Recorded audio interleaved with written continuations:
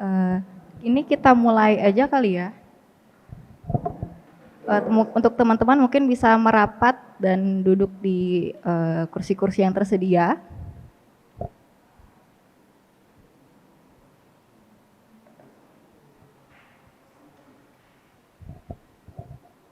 Oke, selamat sore ya teman-teman. Pada sore hari ini kita akan melaksanakan diskusi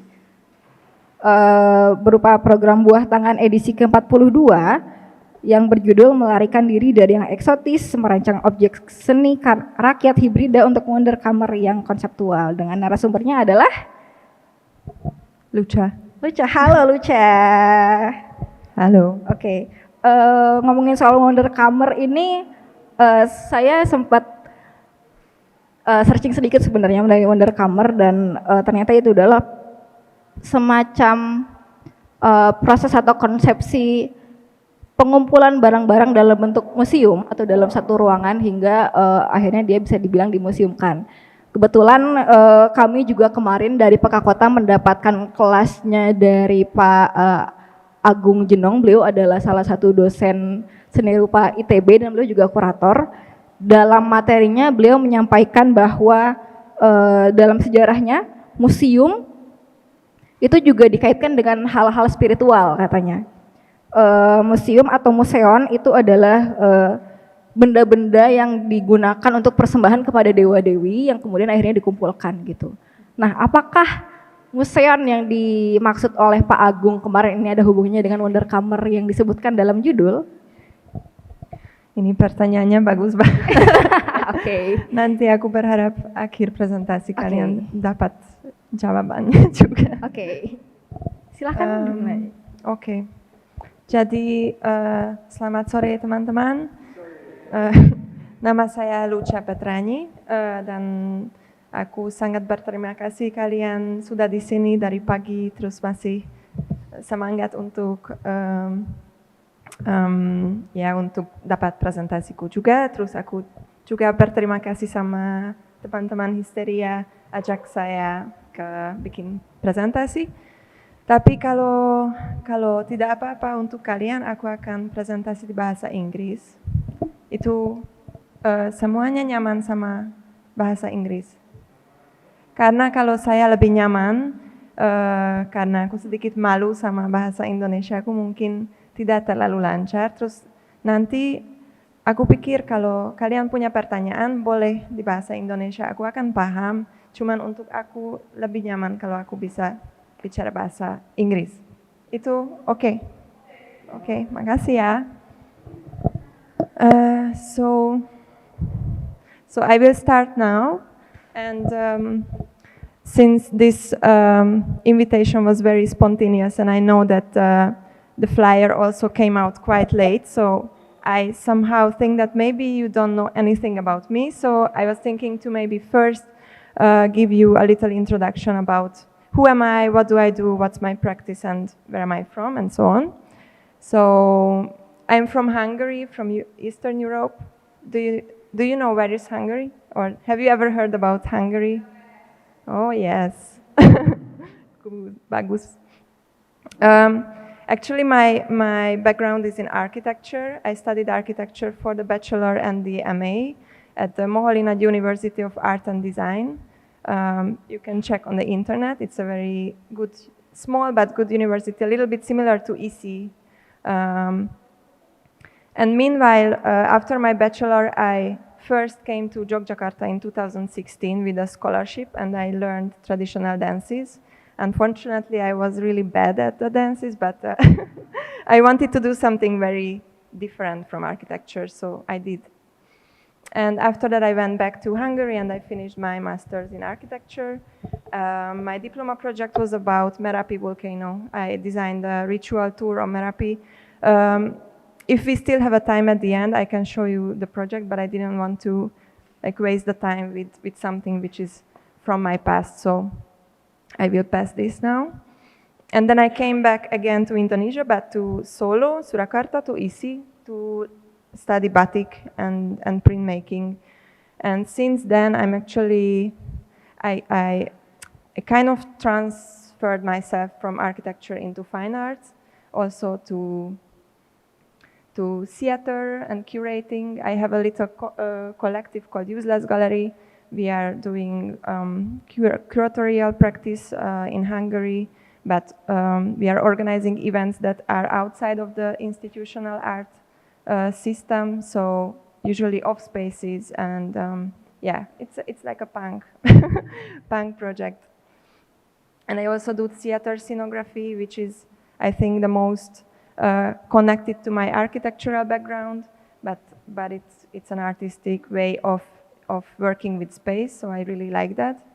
And I'm also part of the Studio of Young Artists Association, which is an organization supporting young artists, and we are trying to help their, trying to support their beginning of their career in a form of a collective. And why am I here now is because I'm doing a PhD, like ESTIGA, PhD program in Budapest since 2022, and at the same university that I studied before. And this is this program called PhD in Practice. I think it's quite rare, so maybe I explain a little bit about what is PhD in Practice means. It means that this is specifically for people who are coming from arts, or they are creative people or designers. So we have to also make a research and make a dissertation, but we also need to do a master work, which can be any kind of output, but the point is that it has to, it's a two-sided program, 50-50%. You need to do both. And the dissertation is supporting the artwork. The artwork cannot be alone without the dissertation. So it's like that. So I'm really at the half part. So the thing I will present here is the state where I am now. So it's not finished. It's under the process. And I'm really interested of your inputs, like if we have a discussion later. I'm very curious what your thoughts are about this. Can you hear me? Right? Okay. Yeah. So the title of the research is "Escaping from the Exotic," and I think this already you've seen it, and it might ring some strange bells, like what is escaping, what is exotic.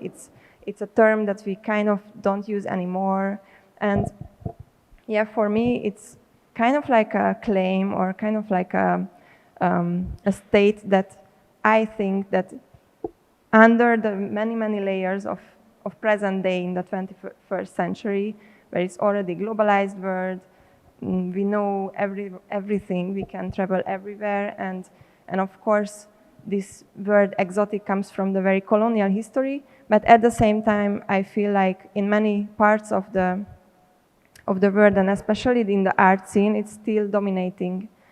But we don't call it anymore exotic, but we call it interesting, rare, strange, something that we wish for, but we don't name it this way. So, so these are the keywords: colonialism, post-colonialism. There are a lot of keywords that that comes from specific fields, specific academic fields or scientific fields, but it's important that I'm an artist, so I'm not an academic. So everything I will say is actually comes from the artistic perspective, that how I connect to these kind of fields. So this is the freedom of the PhD in Practice, that we don't need to be scientists, we don't need to be academic, but we can still touch on these topics and work with these topics. Nobody will say, hey, you should not do that. So actually we are the very free people. So the first image is, for me, really important. I call it cocoa narrative. This is a product from Hungary. It's called the Dutch cacao. And it's funny because since my childhood, I know this product. My mother used to buy this because this was the best kind of cacao. You could make the cacao drink out of it. You could make the cookies out of it. It's really good because it's without the sugar. It's very delicious. And it's a shame on me that I wasn't really aware of colonial history before. But after my first year in Yogyakarta, I realized, like, oh, hey, this cacao is actually not Dutch cacao, but Indonesian cacao. And the whole word was kind of like a twist to me, like, oh my God, how many things are around us that are actually not as we would think, but somehow different, and we get used to it, and we don't think about the past historical context of what that certain product means, or where that certain material comes from. And all these labels put on them are just somehow, we learn them and we don't question them.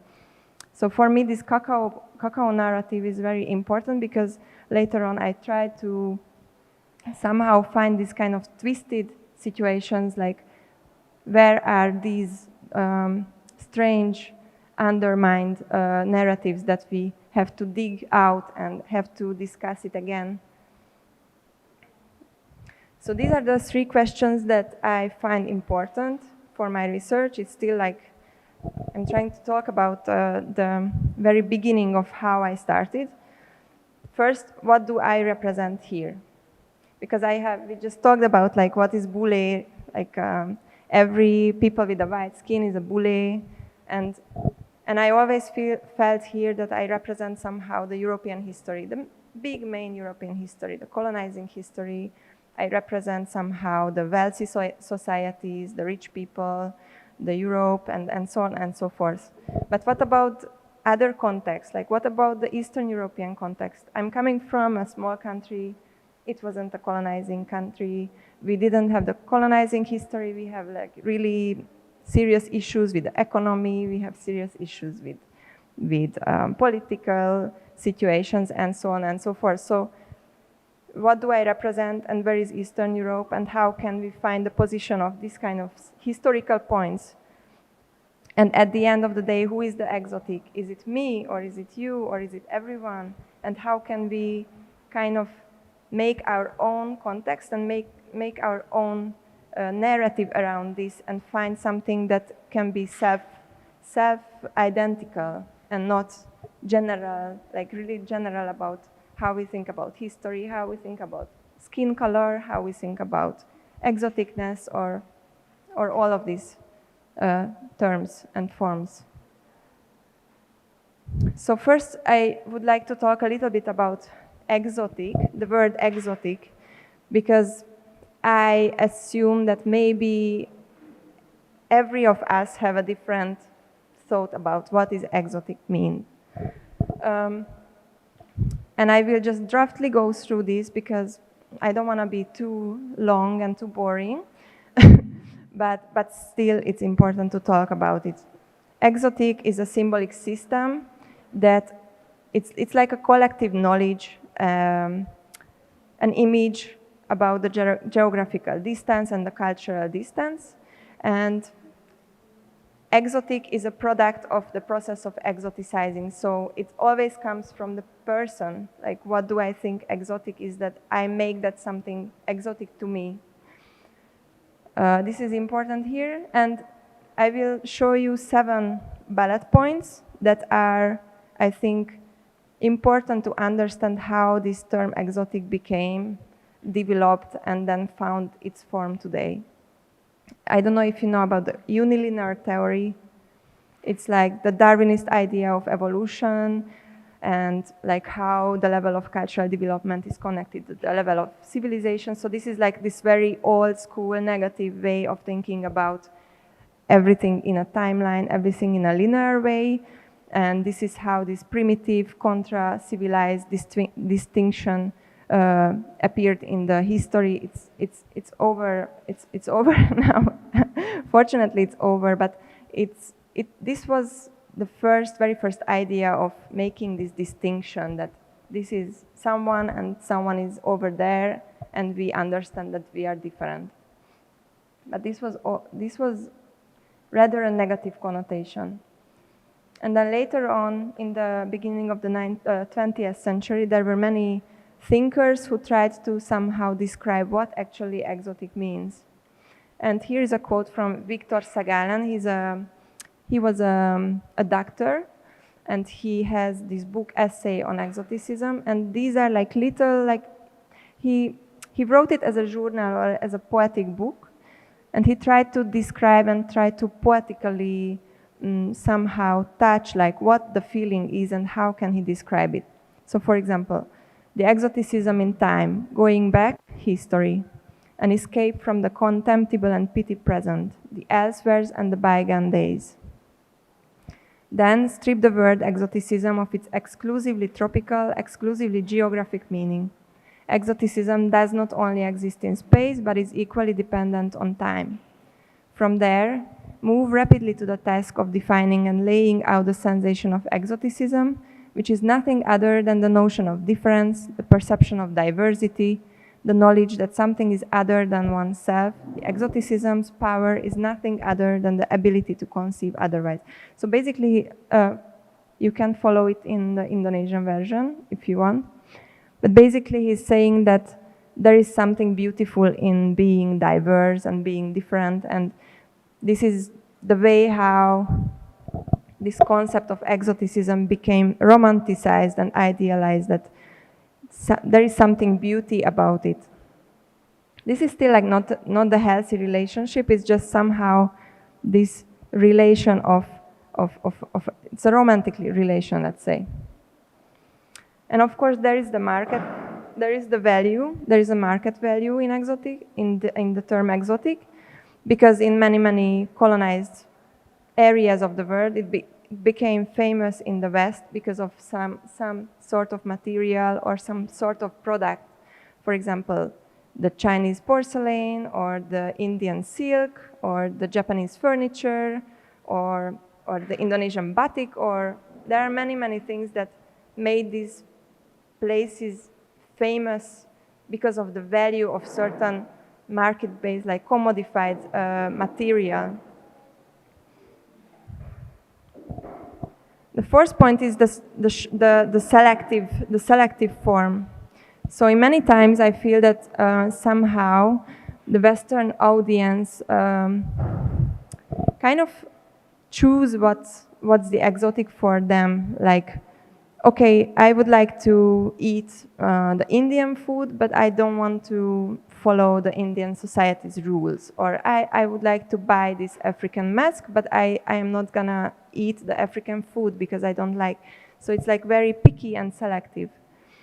And there is a quote from Endre Ady. He is a Hungarian poet, very famous poet, who went to Paris in 1906 and said, "The tired, withered French bourgeois adores healthy barbarism and exoticism." It means that they really just sit in their very comfortable houses and they just wanna do this and this and this, but nothing else. And there is a really great movie. I don't know if you've ever seen The Square. I really recommend to see it. It really depicts this kind of very super rich society, mostly connected to museums and contemporary art. These are these billionaires who are donating a lot of money to the museums. And there is a scene called the ape scene. It's like a fundraising dinner gala where there's an artist coming and he is impersonating an ape, a monkey. And all these very super rich people are just sitting at their dinner table and they are laughing like, oh, how funny it is that this person is impersonating the monkey and ha ha ha. But slowly, this artist becomes more and more, I don't know, dangerous or scary and behaves really as an animal. And then suddenly the audience becomes really scared. And then there is this very high tension in the movie that, okay, so this is about, this is actually about what I'm trying to say here, is that all these people are in their comfort zone, and when they are out of their comfort zone, suddenly they don't want to consume anymore that certain thing. Maybe I will skip this. And also today, I think in the 21st century, I don't know how is it here, maybe you can later tell me how do you think about this, but there are certain groups of society, mainly privileged young people, who have these going back fantasies that, oh, in the past, in the archaic culture, everything was better. People were still connected to the nature. People still knew about I don't know, how to work with their hands. They still believe in the magical things, and they still, I don't know, yeah. And this image is also coming from this exotic image that there are certain, back to the unilinear theory, like it's a timeline and we can go back there where something has started and something is better there. And there are many places around the globe where these people like to travel, and they feel that, oh, here it's different. For example, in Indonesia or Bali, many people go to find something spiritual there because they feel like here it's something still exists which doesn't exist in the West. But this is still like really the relation of like, this is something and there is something, and I relate to it as something exotic. So I don't know if it's clear, but yeah. And the seventh point is the identity, about the identity and about the cultural representation, which is, I think, in the West right now, especially in the art scene. Maybe you will talk about this in the later lectures with Alia, maybe. But it's about the big art biennales and exhibitions in Venice Biennale or at the Documenta. The recent years, it was really a hot topic to how to work with the cultural identity. And somehow it's really interesting to see that even though there are a lot of attempts, a lot of tries, a lot of ways, okay, we want to show it this way or we want to show it that way. For example, the Ruang Rupa 2 years ago. Have you heard about Ruang Rupa and the Documenta 15, maybe? So an Indonesian collective was the director of this big exhibition, and somehow the audience and somehow the critic, the Western critic, they didn't understand what they are trying to talk about. So somehow I always felt that this relation of the exoticism and the West is always just repeating and repeating and repeating the same thing. And at the end, it's not possible. Somehow it feels like it's not possible to overcome it. So my research is basically trying to find some kind of self-identity, my self-identity, like how I'm going to work with this topic. So for me, the most important was to find the Eastern European context, like, okay, there is the huge main historical narrative with all the imperial powers, all the colonial history, the great colonial history, the present-day colonial history, also it's still happening and happening and happening. I have to somehow position myself as an Eastern European. What is this here? Who am I? And this is how I started to work with the history at the end, because I think history is a really good way to be connected to something that you want to understand. You take the history, you find some points in the history, and then you find your own narrative. It's possible. It's actually a game. Everybody is doing a game with the history, I think. So I chose this Indonesian-Hungarian case study, and I try to find micro-histories within that. And surprisingly, I found not many, but 5 figure from the late 19th and the early 20th century who has some kind of story with Indonesia. Hungarian personalities came to Indonesia with different motivations, different stories. So I will show you now these 5 people. They are almost all of them were like committed to travel, committed to collection, creating a collection, and also to write. They all wrote travelogues, travel diaries, articles, journals, and almost all of them collected something. Okay. The first person is János Xantus. He's called János Xantus. He comes from a high-class family. He has to escape from Hungary, and he finds himself in America and finds himself becoming an ethnographer, researching the native Indians, and then comes back to Hungary, and he has this motivation to establish a museum. And then after that, he goes to Borneo and collects 2,500 pieces, artifacts from Borneo. And after that, he's able to establish the National Hungarian Ethnographic Museum, basically. So he's the first person who wants the museum, because a museum is symbolizing the progress, symbolizing the European progress. So for him, that's the most important. He made beautiful drawings.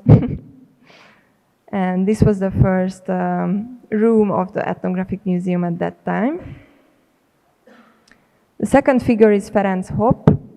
He's coming from the working class family, but he becomes very successful as an opticist, so making the glasses and the watches. So he has quite a lot of money, so he decides to travel around the globe, mainly in Asia, and collect artifacts. And also he wants to achieve to open a museum by himself. So this was his house in Budapest. You can see that it's this kind of like a Wunderkammer, like set up as a living room, but there are all the rare objects around. And the next one is Oskar Voynich. He's coming from a really rich family, a nobleman. He actually never had to work anything. He just decided to travel around. He went to everywhere around the whole world. His motivation was to travel, to hunt, to climb volcanoes, to collect, and to become part of the intellectual society. Because at that time, if you collected artifacts and you sent it back to Hungary, it became that you are also building Hungary becoming a progressive country. Like again, I will talk about this later. This is the book he wrote about the Indonesian journey. This is the map. I don't know if you can see, like he basically traveled all around. I think he even stopped in Semarang, I think. Yeah. So he has been here. Yeah, and I think this photo was made here, so he killed a tiger. Very bad. And what was interesting about him is that he always bought two items. Every object he chose. He bought one for the Hungarian nation and he bought one for himself. So he has like a double collection. One collection is in the National Ethnographic Collection. Other collection is in Serbia, in his hometown. It's former Hungary, today Serbia. So that's also interesting, like what are these doubilities, like what if it's not only one piece but two pieces? Does it make their value less or more, or how is it? And then Ernős Borai, he basically lived almost his whole life, 30 years in West Java. His main motivation to come here was working, because at that time, after the First World War, the economic situation of Hungary was really bad, and there was no work, and somehow he got an information through some of his friends, like, you should come to the Dutch East Indies and work in a plantation. You can earn money. You can move up on the social ladder. So he said, okay, I'm coming. And he basically stayed here for 30 years. He found his wife here, a German wife, and he wrote 3 books, a lot of articles, and he also had a collection of wayang golek.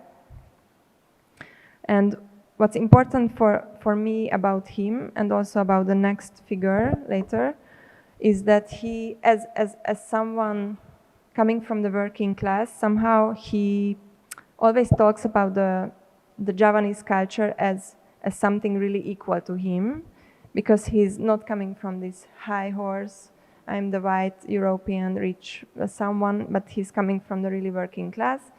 So all in his books, he's very empathic and very gentle about how he's describing cultural topics. These are his books. This is the archive photo of the first exhibited collection of his Wayangolek. And then the last one is László Székely, who is very similar to Ernő, the previous one.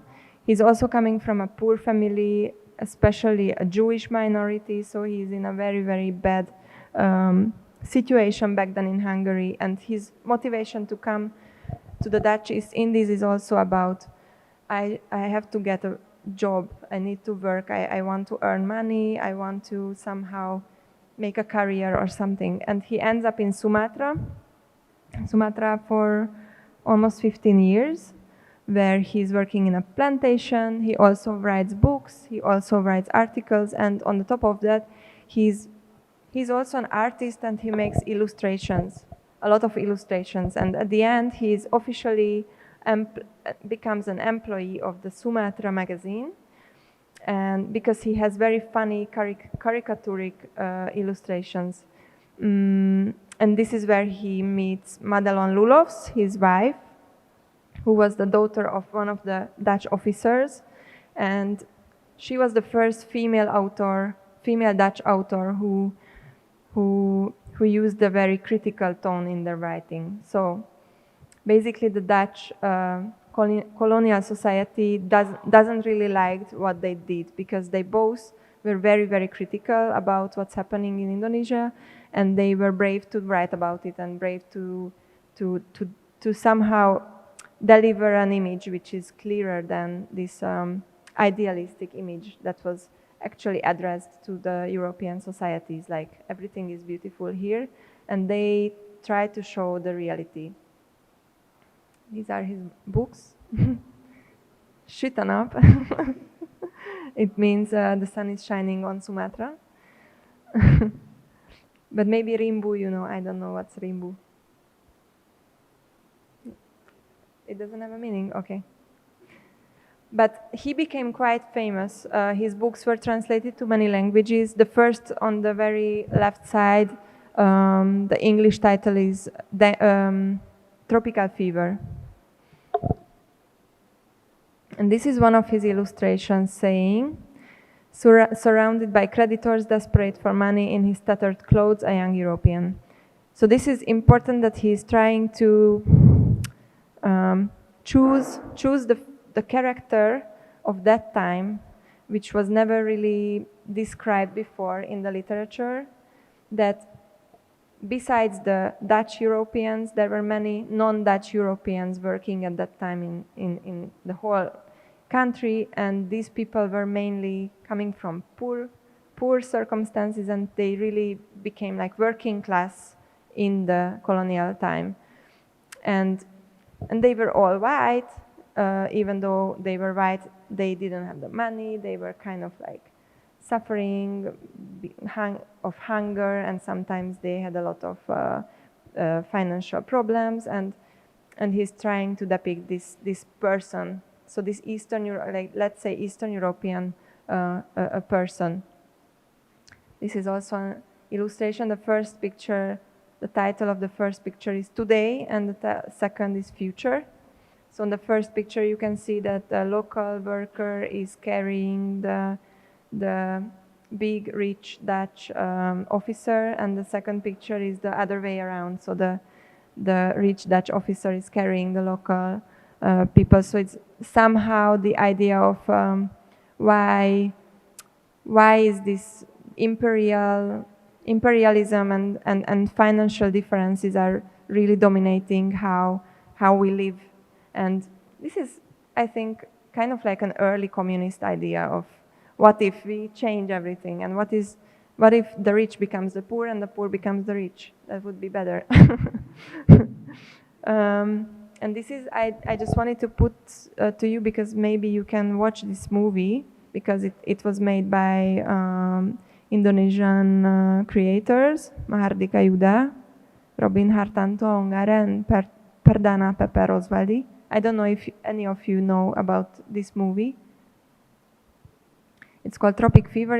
It's a visionary documentary using a lot of footage from Dutch archives about plantation work.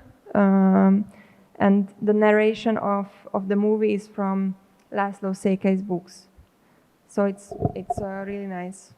I recommend to watch next time somehow. So what's interesting here about history is that they all have different life stories. They all come from different social levels.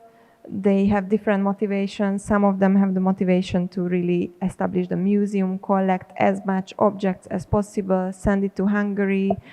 Let's make Hungary bigger. But other motivations is just, I need to work, I have to be someone, and okay, I'm coming to this land I don't know anything about, and I just work. So it's all different, and the narratives around them are also really different. There is a narrative that I told you about, like Hungary, we should donate everything to Hungary, that Hungary can, like Hungary itself can move up in the level of, like in an imperial level, or let's say. This is the. Are you still okay? Or chape, or it's okay? Or, okay. Because I'm always stressed if it's too long or too boring or something, but let me know if you need a break or something. So this is a quote from a historian called Alexander Kiosev. It says, the concept of self-colonizing, it's about self-colonizing metaphor, like, men colonizasi kandiri. It's very strange, but let's try to read this.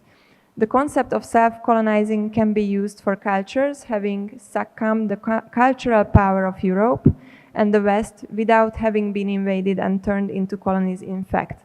Historical circumstances transform them into an extra-colonial periphery. Lateral viewers who have not been directly affected either by important colonial conflicts or by the techniques of colonial rule. The same circumstances, however, put them in a situation where they had to recognize self-evidently foreign cultural supremacy and voluntarily absorb the basic values and categories of colonial Europe. The result might be named hegemony without domination. So, I don't know if you could read the Indonesian version so you can follow, but basically it means that these objects or artifacts that these people collected are symbolizing this self-colonizing metaphor that Hungary wasn't a colonizing country, but by establishing an ethnographic museum with the collection of ethnographic objects, they could say, we also have a museum. So museum is a symbol, a museum is representing the progress at that time.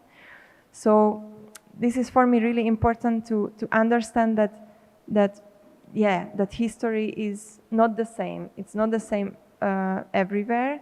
And if we see the collection of these personalities, it's the same kind of artifacts that you can find in a Dutch museum, but they have a different context. What do they represent here? And also other way how a historical narrative is can twist a lot of stories, and this is actually, I think, the point of history, that we understand that all history that we know is all about a narrative. Actually, it's a narration. It's never the truth. There is no such thing, I think. So this book was written in 1951. It's called Great Hungarian Travelers. So 51 is already the Soviet Union, the Uni-Soviet. And Hungary is part of the Uni-Soviet.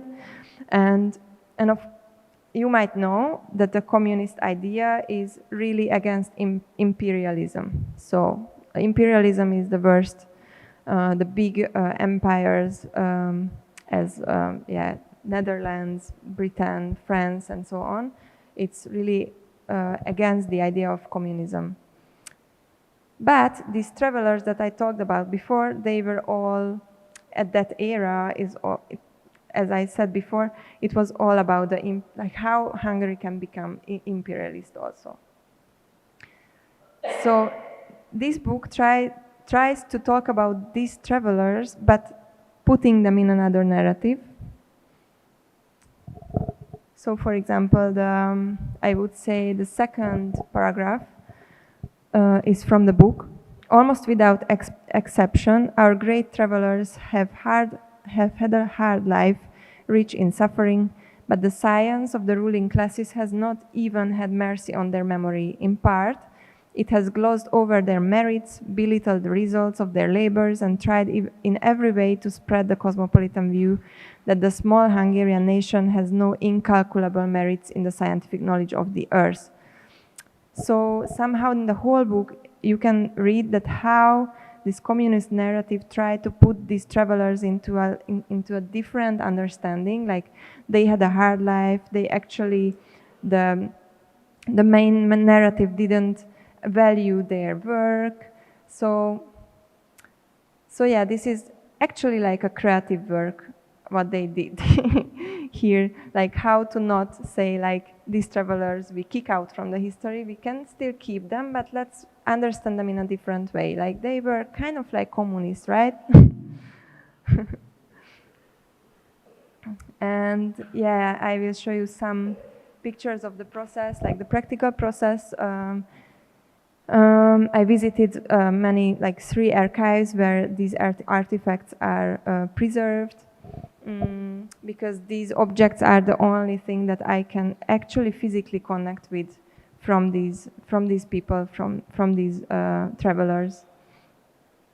And it's interesting to talk about like what these objects representing today, and in general what are the ethnographic collections, what is the relevancy of the ethnographic collections today, like how can we work with these objects, and maybe that's like the part of the ethnography and the museology that is trying to discuss these questions in the past, I don't know, 20 years for sure.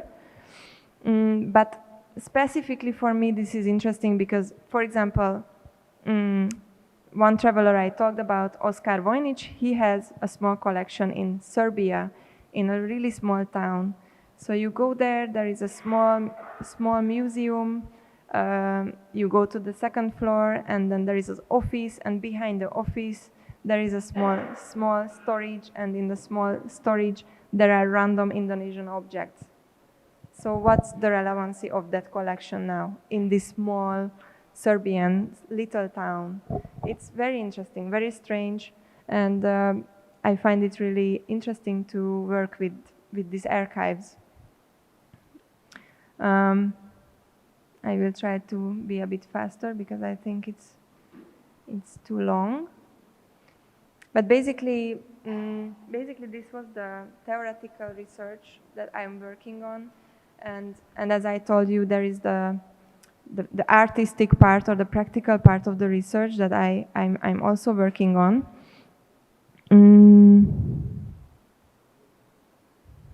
And I try to find methodologies that are somehow out of this exoticizing system or this kind of power dynamics that I talked about, and somehow I find collaborative work or twists and games with the power, or storytelling a potential way to work with this topic. So, for example, I collaborated with an Indonesian historian, Sita Makfira. She's from Palu, but she lives in Budapest for 4 years now. And I took her to this Serbian archive, and we tried to connect to the certain objects without words, only touching and doing some performative improvisation with the objects, and it was really nice that we kind of, both of us just tried to connect with the objects and not, we didn't say like, okay, who owns them or what's the story behind. It's just connection, you know. This was another project in 2016. This is, I only want to show you because this is actually just a nice methodology we did with two of my friends when we worked with the story of Tupia, who was a traveler, the helper of James Cook. Nobody really know his story because he died in Jakarta actually on the ship when they went from Australia back to Great Britain, and they stopped after the Sunda Strait, the Selat Sunda, and then to Jakarta. And we chose the form of LARP. Do you know about LARP? It's live action role play. It's like repeating something. It can be anything actually, but repeating a historical story. So we traveled with the ship. And we worked with the story of Tupia at the same time and the same location, and we tried to kind of reenact, replay his story. So this is also a way how to work with historical stories or topics. And we made an exhibition in Bandung about the whole journey we did, and also we created fake objects that try to somehow awaken that historical past.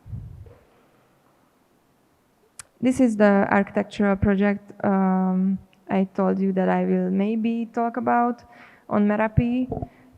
I find this important because this was the first time I did something that wasn't actually about architecture. It was more about the topic, why, like what's the tension between the modern measurer. So on Merapi there is the measurer machines that can measure the activity of the volcano. So it can say like when is the time to evacuate. But also in the local cultural history there is the juru kunci, who can tell who is in connection with the spirits of the volcano, and he can tell when the eruption will come. So this is actually the topic of the like local tradition contra modern technology. And I made the research about this topic, and somehow the architecture became the supporter of the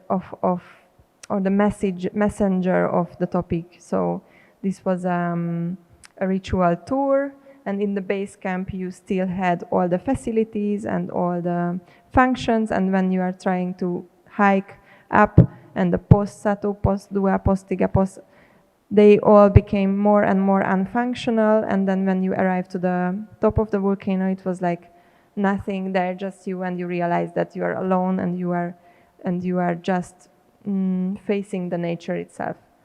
So this is only I wanted to show you because for me that's an important reference, that somehow the artwork can also be the channel to deliver a message or say something. And these are some of my previous recent works where I try to use a cultural reference but transform it to something else. And this is still under the, let's say, experimental state. This is also what if I try to write a calligraphy from memory, but it will somehow remind us to an Arabic calligraphy, but it is not an Arabic calligraphy, and like how these motifs and references can, like what do they represent if they are not precise? yeah, thank you. Thank you for listening, and I hope it was not boring, and I don't know if it was relevant to you to listen. I know that Hungary is a really small place, and maybe it's not easy to connect with. But I'm happy you kept being patient and listened to it, and I hope you understood. And I'm really curious of your thoughts and of your reactions. And please be honest, and please you can criticize. Thank you. Oke, menurut saya tuh bisa dibilang ini cukup salah satu perspektif baru dari Luca sendiri sebagai orang Hungari terhadap Indonesia atau mungkin sejarah Indonesia sendiri, karena ada banyak hal-hal seperti kokohan naratif yang disampaikan tadi juga, oh ternyata memang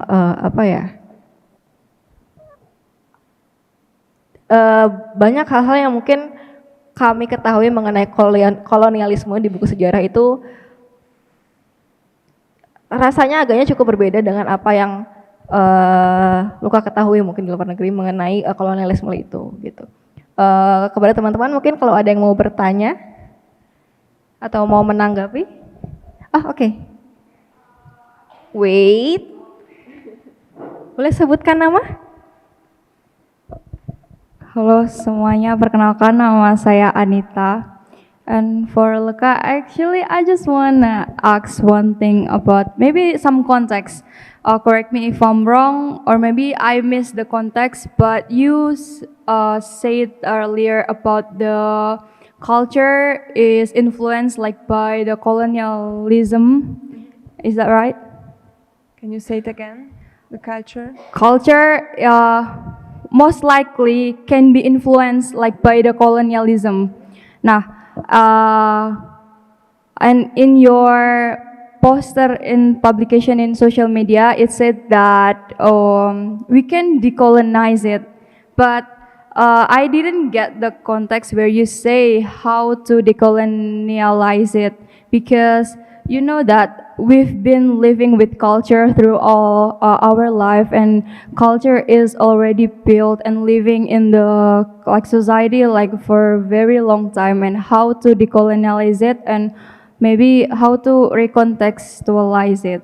That's it. Yeah, that's true. No, it's true that I didn't talk about the decolonization because that's quite a difficult topic, and when I wrote this abstract, it's quite a long time ago, and at that time I still believed that decolonizing is possible, but somehow I realized that maybe we don't need to decolonize because there is one thinker who wrote the book against decolonization, and he says that actually somehow it comes from the West. That somehow it comes from the Western people who say like, hey, you should decolonize yourself. And he says that actually this is a very stressful, and this is again a pressure on a lot of cultures that they need to decolonize themselves, and they need to realize about their culture. And I think somehow I feel like Indonesia is just all right for me somehow, because culture is really embedded in the everyday life. Of course, how the world is set up now is not ideal to any cultures, because it's through the globalization and this Americanization, we are losing all the time. We are losing a lot of things. Like, for example, in Hungary, like traditional music, traditional crafts are not living anymore. And maybe slowly this will happen to Indonesia also, but we cannot say like you need to keep it, because it's up to you actually. And so this is why now I don't really use the term decolonization. I somehow just use it as a as a methodology, like for example that I showed you this practice with Sita Makfira, that we are trying to somehow be equally connecting to the archive. It's kind of like a decolonial attempt, because we don't say like, oh, you are the Indonesian, you should, I don't know, explain to me what is this object. Or I also don't say like, oh, I'm the one who invited you here, so we have already a hierarchy. But so this is why I believe in the collaboration, because that there is a chance to decolonialize the relationship, that it's not about power dominance, or not about historical narrative that we are different, or something like this.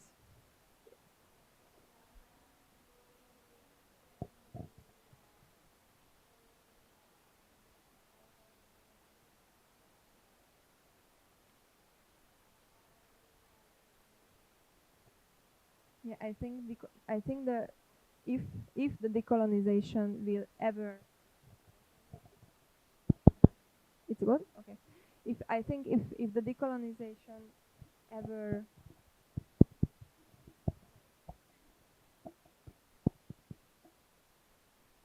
apa-apa.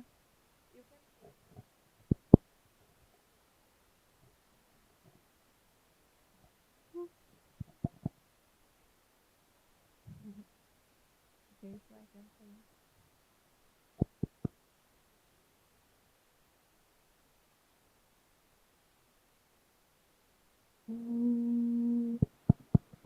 Tes. Test. Now. So let's put it like this. I think if the decolonization as a concept would work, then the result would be that we would never need to talk about the differences. But I think this is not just simply not possible somehow. But I think to try to find ways is, I would say that it's important to try to find ways. I think now it's really, really loud. I don't know if you got the answer. Yeah? Okay. Sudah cukup? Oke, teman-teman. Ya, mungkin teman-teman ada yang mau bertanya atau menanggapi lagi terkait dengan presentasi yang baru dilakukan oleh Mbak Luca.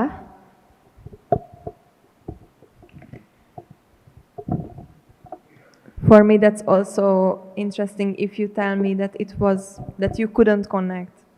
For me, that's also something useful. So it's fine. Apakah ada yang bertanya?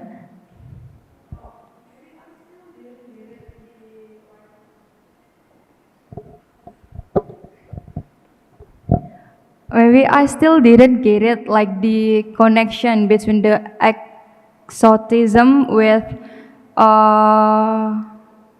cultural studies or the histories. Can you more elaborate it? Yeah. In my case, the connection was that I want to research these travelers and the collection of the travelers, because in that way I can understand what did they think exotic at that time, like what did the Eastern European travelers choose, like what kind of objects they choose. It can give me an image of their exotic mindset. Like, this was actually the idea, but somehow I had to realize that they didn't have a specific idea of exotic. So they kind of choose similar objects that everybody choose at that time. So so that's actually the connection with the history and the exotic, that somehow, other than the concept, some kind of physical examples, like collections, for example, they can give a visual image of what was exotic if you get it this way. Yeah. So basically, is it still an abstract concept? Oh, yeah. But how do you, so your research is about exotism, right? But how do you like contextualize what is exoticism itself? How do I contextualize? Yeah. How you put it in a context, what is actually an exotism? I mean, there is the like the simple historical research of like what is exoticism itself. Yeah, or maybe based on your research. Based Yeah. on my research, yeah, it's like what I'm trying to find is this like the cocoa narrative, the twist. I'm looking for the twists of exoticism. Like for example, the illustrations of Laszlo Székely, where he's trying to show that exoticism is not only that kind of exoticism that we know from the history, that everything is exotic, which is beautiful, tropical, I don't know, valuable materials and so on and so forth, but it's also kind of exoticism when the Eastern European without the money in Indonesia, or the cacao powder in Hungary, or for example, I try to collect examples from contemporary art.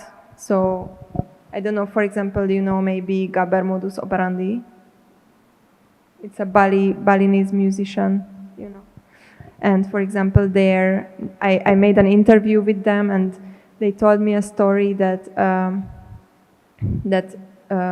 they went on a tour in Europe, and maybe will you publish this?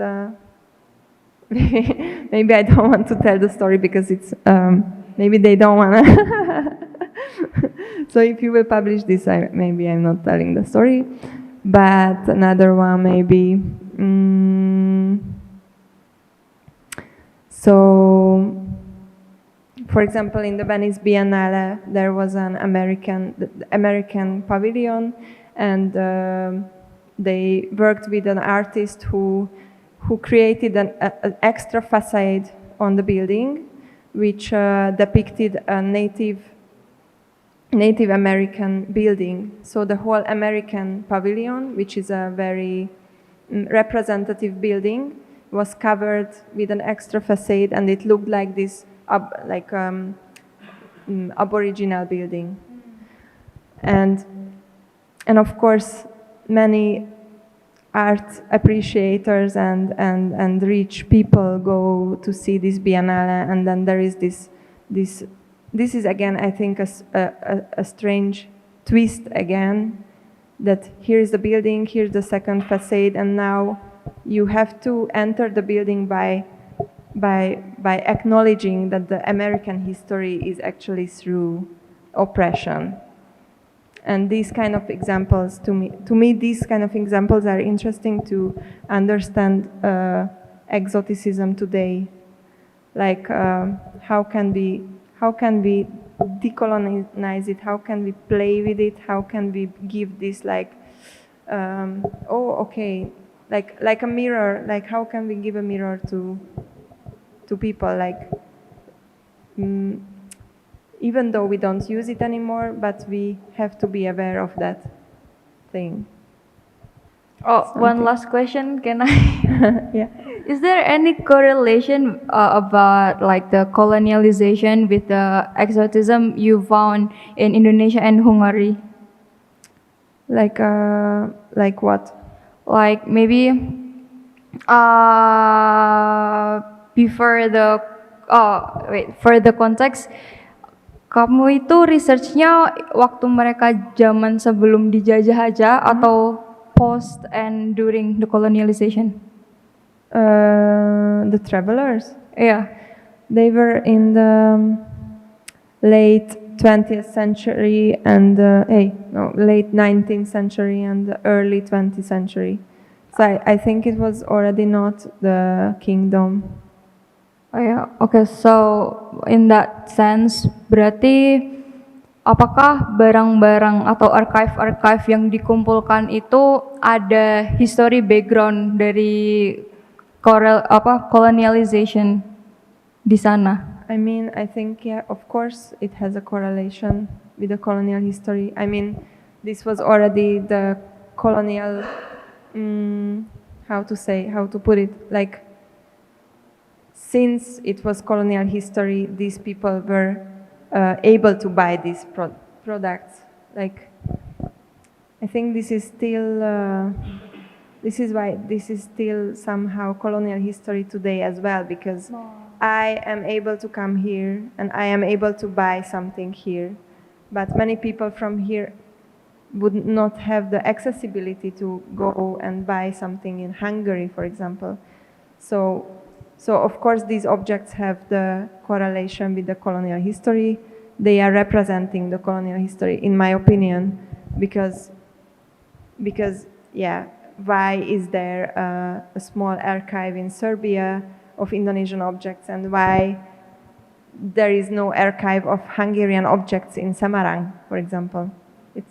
That would be great if there was some Yeah. example like that. Thank you so much. Thank you for the question.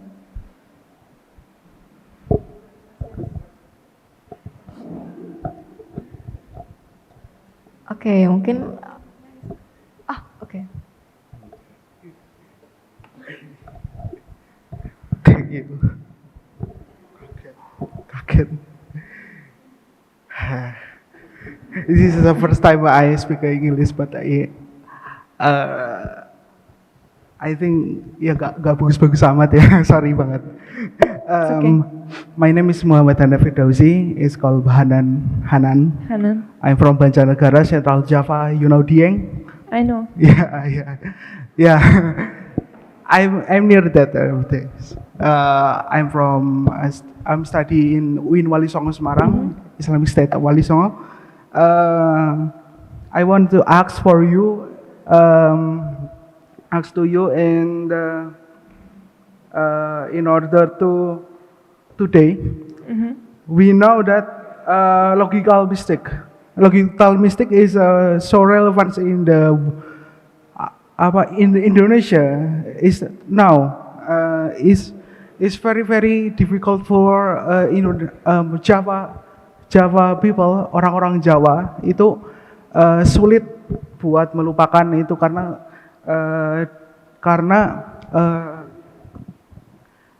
too much belief. So I want to ask what is relevance to about logical mistake with too much belief, too much extortion in the local traditions. What was the name? Logica Mystis. Yeah, logical mystica. Logical Mystica. Yeah. And can you tell me what it is actually? That's it. Kayak sebenarnya itu kayak there too much believe about roh, dead people. Yeah, like that. No. Enggak banget. Sorry. Enggak terlalu kayak animisme, dinamisme, tapi itu seperti they cultus people. Yeah. Tapi sekarang? Yeah. Oh, okay. In the tradition Jawa. Okay. In the village is too much. Like a federalism is too much. So there's an exotism. What the impact? Yes. Like that. Can I ask you? Yeah. Like, do you find this Logica Mystis exotic? Menurutmu itu eksotis? Untuk kamu? Iya. Ya. Menurut aku ya, dikarenakan kalau berdasarkan apa yang saya baca dari di sini, it's validated as a collective knowledge and image, foreign language, or geographical cultural studies. that is important to me and sexy for the discussion. Like that. Okay. Yeah, I think it's also really interesting question. I have a friend in Jogja. He's an Indonesian friend of mine who is doing his master's in Sanata Dharma, and his research is about the Jatilan and Jaranan. Jatilan and Jaranan. And, Jatilan dan Oh, Jaranan. Jatilan dan Jaranan. Jaranan Jaranan. and Reog. Yeah. Tahu. So he's researching these dances and how these dances, because of the colonial history, become actually exotic to the local people. Like, for example, the Jatilan becomes a touristic entertainment for the local people, actually. So, like, within the culture, we can also talk about exoticizing something. So it doesn't necessarily have to be someone from outside, but for example, maybe for the Jakarta people, when they see gamelan, it's already maybe exotic for them because they are really distanced from their own culture. Maybe, I don't know. It's actually an interesting question, I think, like, as you mentioned, the logika mystis, like, is it exotic to you or not? Is it exotic to a Jakarta people, or for me, for sure, it's something that can be exotic to me, but not because I don't understand, but because I appreciate. So appreciation can be also an important point. Gimana? Soalnya dari apa ya, yang dari exotism di sini. Oh ya, sorry. Cause that exotism in here, I found that is a collective knowledge, is like yang tadi aku bilang apa namanya, logical mystical itu seperti kayak di desa-desa, terjadi desa-desa, sedangkan kalau di kota-kota itu jarang terjadi. So di desa-desa itu seharusnya apa ya, seperti mengkultuskan seseorang seperti kiai, tokoh-tokoh. Nah, apakah itu termasuk ya seperti itu? Apakah itu termasuk apa namanya? Ya dari kolonialisme juga seperti itu. Apakah ada keterikaitannya seperti itu? Kalau colonialism, I don't know.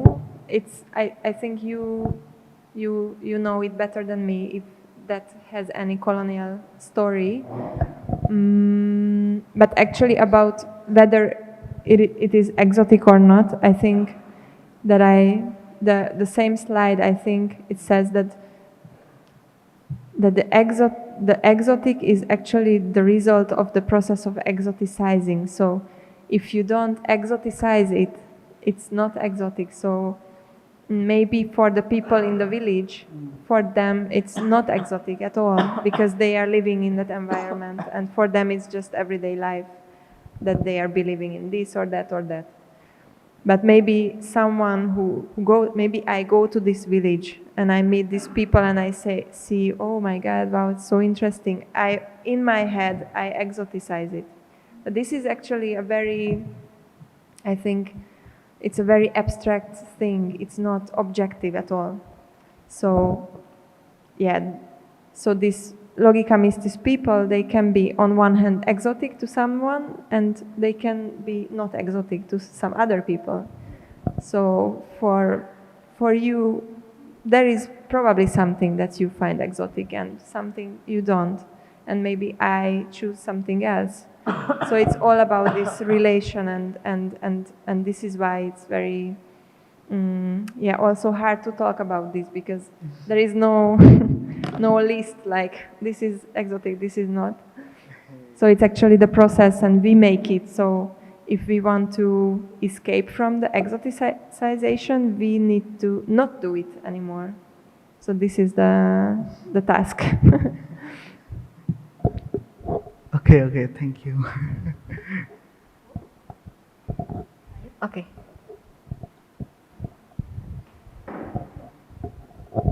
Thank you very much. You said that you went to School of Architecture somewhere? Okay. I went to School of Architecture too. Yang ingin saya lebih dijabarkan supaya jelas bagi semua, termasuk yang bukan yang tidak mempunyai background atau latar belakang arsitektur. Perkenankan saya mengambil contoh atau kasus bangunan karya arsitektur. Let's say Pura Mangkunegaran yang di Solo, taruhlah. Apakah bisa di-share di sini, di ruang ini, mengenai proses kolonialisasi dan dekolonialisasi yang I'm sort of trust that both worked there di Pura Mangkunegaran. Could you share and explain it to us? Thank you. Maybe we should see the picture of this building, because Pura atau Pura. Pura Mangkunegaran, atau bangunan lain. Nah, keraton itu Keraton Yogyakarta, keraton Surakarta. Iya. Harusnya ada, ya. Connected. Yeah, because maybe it's better if we see that.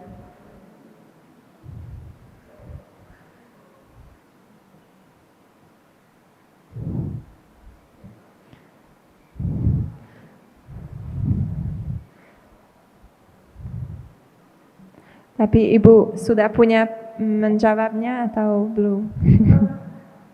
I'm not sure yet. Maksud saya tahu ada kedua proses itu berlangsung, kolonialisasi dan dekolonialisasi. Tapi barangkali Anda telah melakukan ini perjalanan atau explore tentang kedua proses itu. Yeah.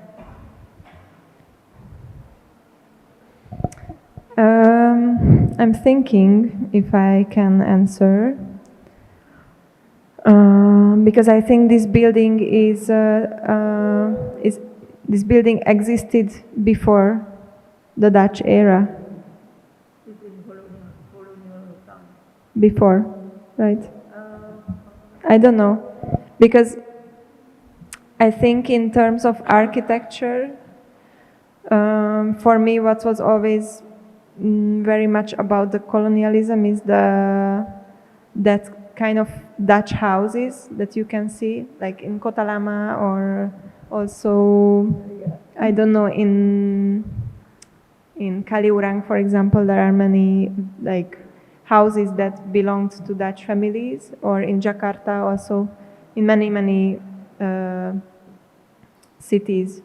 And of course, for me as an architect, it was always interesting to analyze those houses in an architectural sense, that how the foreigners try to make a new style which didn't connect at all to the traditional architectural style here. So they brought some kind of architectural heritage. They tried to adapt to the weather and the climate and possible materials and so on and so forth. And then some kind of European style appeared here. But about the Mangkunegaran Palace, I don't know if it's, because this is quite, it probably has a history which I don't know. So I'm a little bit afraid to answer because I didn't dig deep in the history of Solo and Jogja. So or probably Ibu knows better. So maybe you can reflect on what do you think about the Mangkunagaran Palace? Because yeah, I have not enough knowledge, I think, to say whether this has a colonial or decolonial aspect, I think. But I'm curious of your opinion. I think this part of the building, this one is in Mangkunagaran, right? Yeah. Ya, sejauh yang saya tahu pada bangunan yang khusus ini itu sebetulnya kedua-duanya ada percampuran budaya. Jadi ini bukan arsitektur Jawa yang sepenuhnya, tapi pengaruh dari dari Barat itu ini dipraktekkan di sini. Itu yang saya ingat ketika from my school time many years ago. Nah, tapi saya jadi tergelitik untuk mengetahui lebih persisnya kapan itu sebetulnya bisa ditunjukkan dalam waktu tertentu kolonisasinya atau dekolonisasinya, atau dalam hal ini orang itu ada proses-proses yang berbeda mengenai architectural style-nya atau bagaimana. Mungkin ini sesuatu yang menarik since you also went to School of Architecture, right? So yeah, it's really interesting. But now I'm also thinking about the iconic building of Semarang. I don't know the name of the former train office. Yeah. So to talk about that building, that it's also the heritage of the colonial past, and it becomes a museum of Seribu Pintu, or what's that? Seribu. And like, how could this building be decolonized? Because in my opinion, if this building would become a community space or something that you can use for any kind of events, that would be more of a decolonized building than preserve it as a museum without any function at the end. So I don't know about the Mangkunagaran, because I think that's a different story, because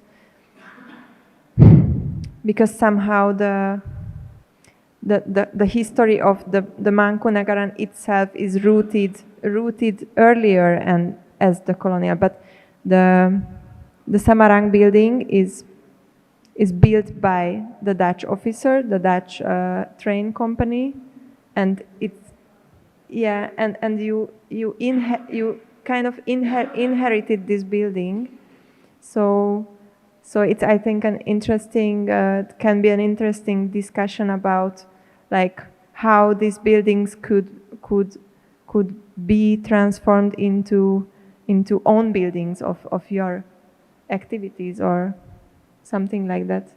Could be a decolonial approach, I think, in terms of architecture, because architecture is somehow like a skeleton, also representing something, but any kind of function can be inside, right? That this building was also a publication house, as I know before, and now we are here and we are having a discussion. So this is actually a decolonizing approach here, that we are using the place, we are using the building, and we are not just watching it from outside, right? Yeah. Thank you for the question.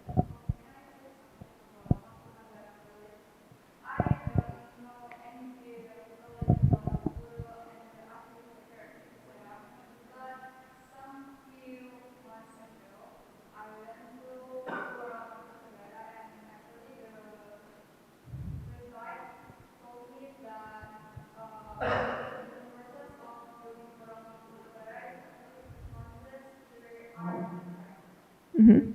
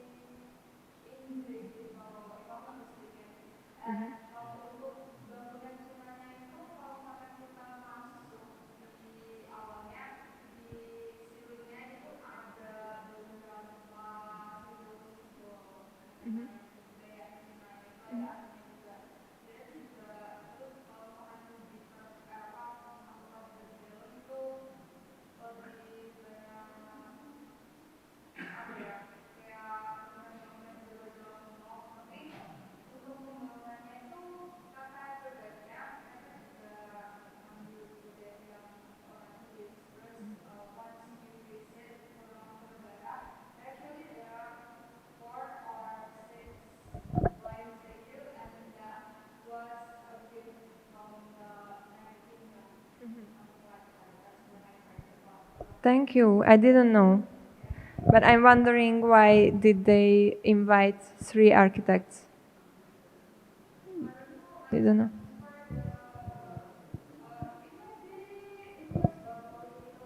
Yeah. Yeah.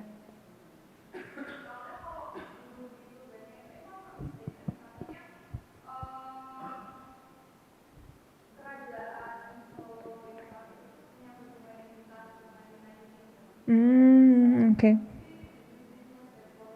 Maybe. Yeah. Yeah, thank you. That's I didn't know. Interesting.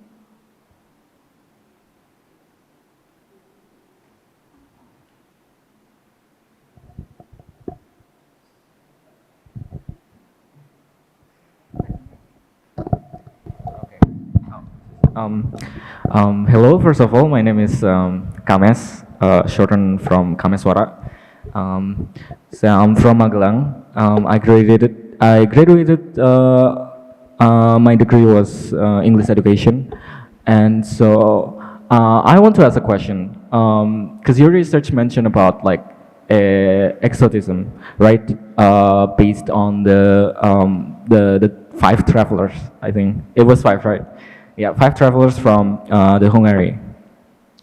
And as you mentioned before, all of them were from different classes, right? There was like from the higher classes, nobles, and also those from the working classes. So I want to ask a question, because like on the West, basically, like class differences also affecting how they view basically everything, right? And I want to ask a question: do you think that their class differences also affecting how they view exotism? As you can see, well, from what I heard from you, there's like the people who are from the higher classes. I forgot their name. I'm so sorry, but like, How come? oh, Jesus. But like they take away the artifacts from the Indonesia and take it back to the Hungary, just because they want to be like part of the intellectuals. I forgot which one is Yeah, that yeah, person. I know which But one. also there's also the illustrator who were from the working class, and you say that, oh yeah, he just want to be here to work, and how he views the basic colonialism is like he was against it, and like as you can see from the illustration before, how he illustrate like the colonialization, like the white guy and like the Indonesian guy who's like narik becak, and how it change how the what if like the rich become the poor and the poor become the rich. And yeah, because like all of them are like from Hungary, right? But they from different class, and they were here. They were engaging in our culture, and of course, they probably see it like in such an exotic way. But because of their class, like different classes, do you think like it would affect how they see it? And if so, like what's like interesting finding that you found from your research, like while like reading their account when they were here, their writing or their art? Like, is there like, I don't know, like interesting finding in like relating on, you know, the effect of like the classes on how they view exotism? Thank you. Thank you. Yeah, I think from their writings, I think it's like considering their writings is easier because that's verbal. I think the class difference is really clear there because, for example, I think the one who you mentioned, it's here. It was, sorry, I will just look for it.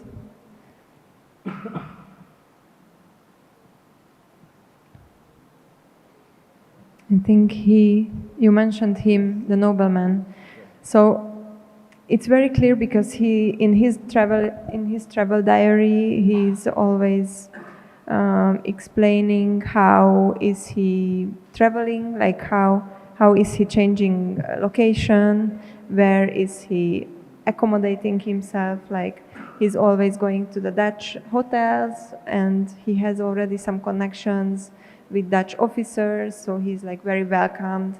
So he has kind of this network of this nobleman's network within the Dutch East Indies. So he has the privilege to go wherever he wants. He like immediately gets the local helpers to go for a hunting. So it's like, as he's explaining his journey, you can really feel that this could only happen by his class.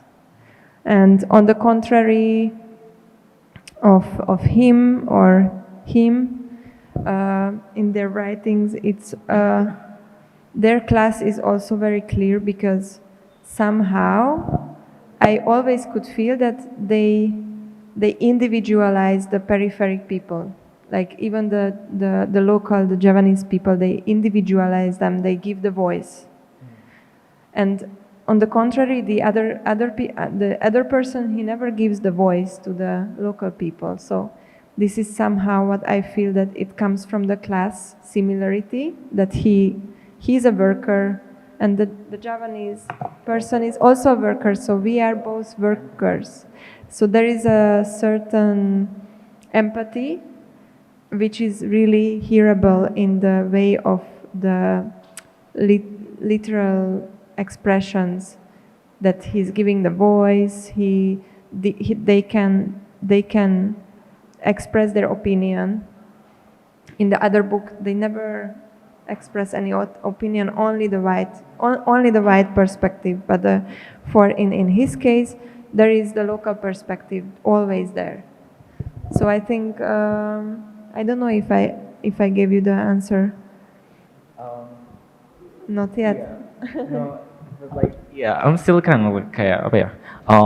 Interested in like how apa ya, kayak those Western people on the past, like how they see Indonesia basically, because like historically, there's also white people who are against imperialism,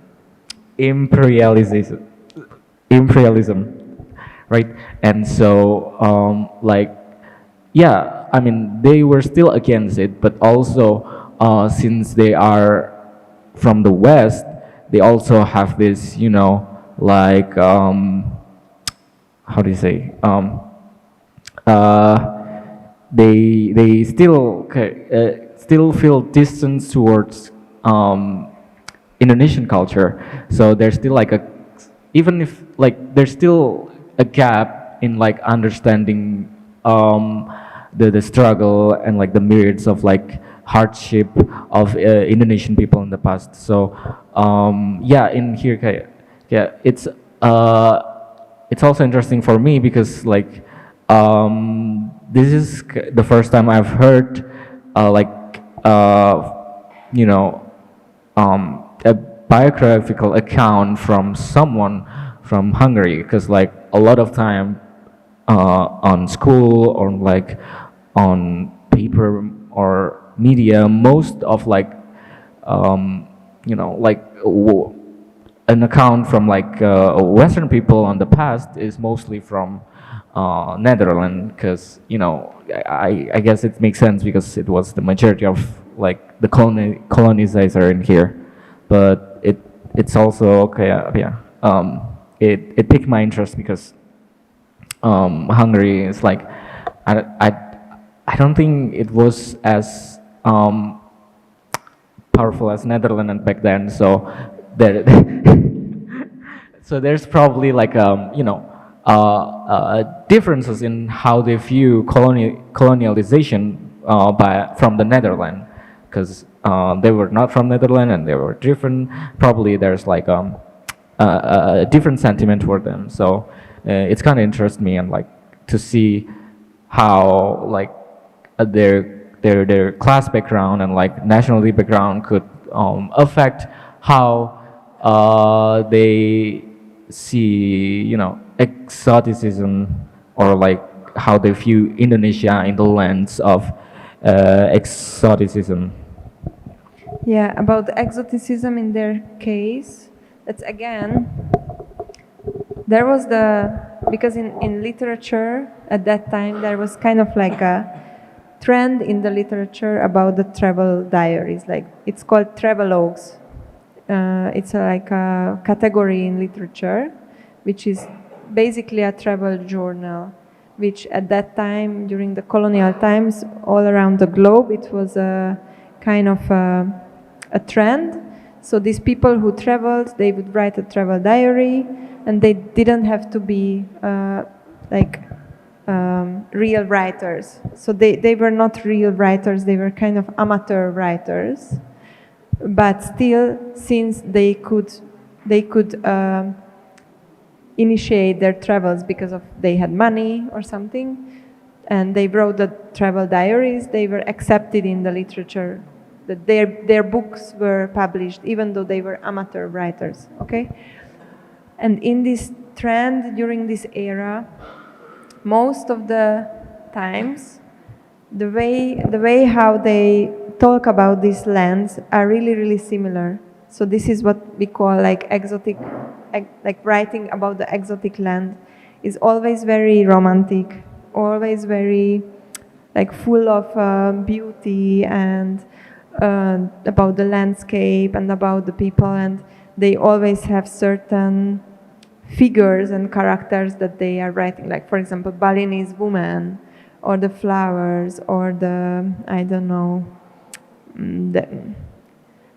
like, but this is how this stereotypical image through these writings, also through the photographs and so on and so forth, but this is also the process how the stereotypes developed, because they all wrote a similar way of the exotic. And for example, he also used the same tone, very similar tone. But again, on the contrary, him and the other one, they, maybe because of their class, maybe because they just didn't care about the exotic word, they didn't care about imperialism at all, because they just ignore it. In their writing, you don't really feel this tone of romanticized tone. You rather feel that they just describe how it is, like in a raw way, like this is how it is. Even him uses a lot of humor, like how, for example, how in the beginning when he arrives to Jakarta, and the first time he uses a bathroom, and there is the kolam, and he doesn't know how to use it, and he just goes into, and the landlord is really angry to him, like, oh my God, now you use all the water, you should not go in, but you have to use the, I don't know. And so he writes about these funny stories, how like how he's not prepared, how he doesn't know anything. And on the contrary, the other writers, they would never write these kind of stories, because for them it's like not not enough interesting story, that how stupid you were to, I don't know, make a mistake, for example. But they always, also him, always write about this everyday life, the simplicity of Javanese culture, not the attractive part of the Javanese culture. So I would say that's also maybe because of their class, but I'm not sure. But somehow there is a logic for me that they were not in the position to look down, but to just look horizontal. Okay, thank you so much for the answer. Thank you. Oke, karena baterai laptopnya juga udah mau habis ya kayaknya, dan dan emang sudah masuk waktu maghrib, mungkin teman-teman ada yang mau ibadah dulu, nanti sekalian juga kita akhiri sesi diskusi pada hari ini. Saya rasa sepertinya mayoritas dari diskusi hari ini kembali lagi kepada penjelasan mengenai eksotik, yaitu salah satunya adalah romanticization, idealization, and then selection shaping to own taste, yang dimana tadi Luca juga menjelaskan mengenai picking what to eat.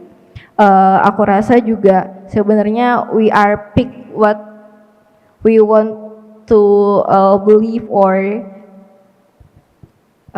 explain about what is exotic, I guess. Jadi karena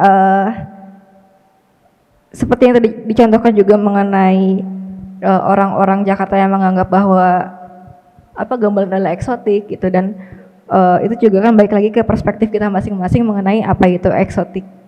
Ya, oke. Mungkin sekian dari diskusi pada sore hari ini. Semoga apa yang kita dapatkan pada hari ini bisa membekas dan menjadi bekal mungkin untuk kemudian hari. Mohon maaf bila ada kesalahan. Selamat sore teman-teman. Terima kasih. Terima kasih banyak untuk kalian.